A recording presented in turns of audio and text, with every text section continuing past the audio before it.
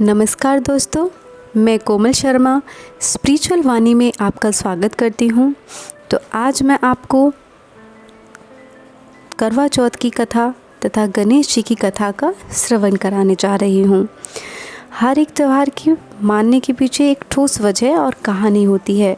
महिलाओं के द्वारा पति के कल्याण के लिए रखे जाने वाले पर्व करवा चौथ की भी अपनी एक कहानी है, जिसे स्त्रियां कथा के रूप में व्रत के दिन सुनती हैं।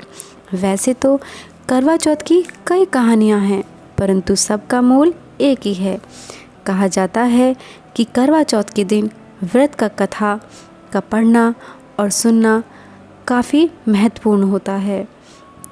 करवा चौथ के दिन करवा चौथ की कथा के साथ साथ गणेश जी की कथा का भी विशेष महत्व है और यह प्रथा सदियों से चली आ रही है और सभी वैवाहिक महिलाएं इसका पूर्ण रूप से पालन करती हैं। तो सर्वप्रथम हम करवा चौथ की व्रत कथा का श्रवण करेंगे।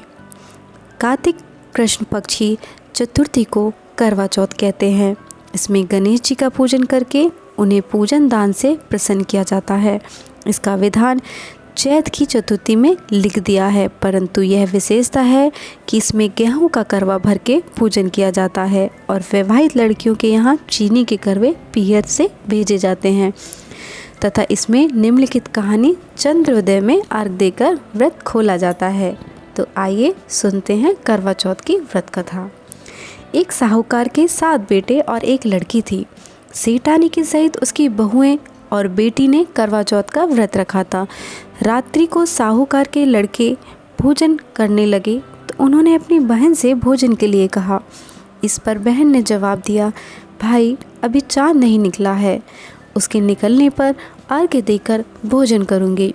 बहन की बात सुनकर भाइयों ने क्या काम किया कि नगर से बाहर जाकर अग्नि जला दी और छलनी से जाकर उसमें से प्रकाश दिखाते हुए उन्होंने बहन से कहा, बहन चाँद निकल आया है, अर्घ्य देकर भोजन कर लो। यह सुनकर उसने अपनी भाभीयों से कहा कि आओ तुम भी चंद्रमा को अर्घ्य दे दो, परंतु वह इस कांड को जानती थी। उन्होंने कहा, भाई जी अभी चाँद नहीं निकला है, तेरे भाई तेरे साथ धोखा करते हुए अग्नि का प्रकाश छलनी से दिखा रहे हैं। भाभीयों की बात सुनकर भी उसने कुछ ध्यान न दिया एवं भाइयों द्वारा दिखाए गए प्रकाश को ही अर्घ देकर भोजन कर लिया। इस प्रकाश व्रत भंग करने से गणेश जी उस पर अप्रसन्न हो गए। इसके बाद उसका पति सख्त बीमार हो गया और जो कुछ घर में था उसकी बीमारी में लग गया। जब उसने अपने किए हुए दोषों का पता लगा तो उसने पक्षताप किया। गणेश जी की प्रार्थना करते हुए विधि विधान से पुण्य चतुर्थी का व्रत करना आरंभ कर दिया। श्रद्धा अनुसार सबका आदर करते हुए सबसे आशीर्वाद ग्रहण करने में ही मन को लगा दिया। इस प्रकार उसकी श्रद्धा भक्ति सहित कर्म को देखकर भगवान गणेश जी उस पर प्रसन्न हो गए और उसके पति को जीवन दान दे दिया। उसे आरोग्य करने के पश्चात धन संपत्ति से युक्त भी कर दिया। इस प्रकार जो कोई छल कपट को त्याग कर श्रद्धा भक्ति से चतुर्थी का व्रत करेंगे वे सब प्रकार से सुखी हो जाएंगे। अब मैं आपको गणेश जी की कथा का श्रवण कराऊंगी। एक अंधी बुढ़िया थी जिसका एक लड़का और लड़की की बहू थी। वो बहुत ही गरीब था। वह अंधी बुढ़िया नित्य प्रति गणेश जी की पूजा किया करती थी। गणेश जी साक्षात सन्मुख आकर कहते थे कि बुढ़िया भाई तू कुछ मांग ले। बुढ़िया कहती, मुझे मांगना नहीं आता तो कैसे और क्या मांगो। जब गणेश जी बोले कि अपने बहू और बेटे से पूछ कर मांग ले, तब बुढ़िया ने अपने पुत्र और वधू से पूछा तो बेटा बोला कि धन मांग ले और बहू ने कहा कि पोता मांग ले।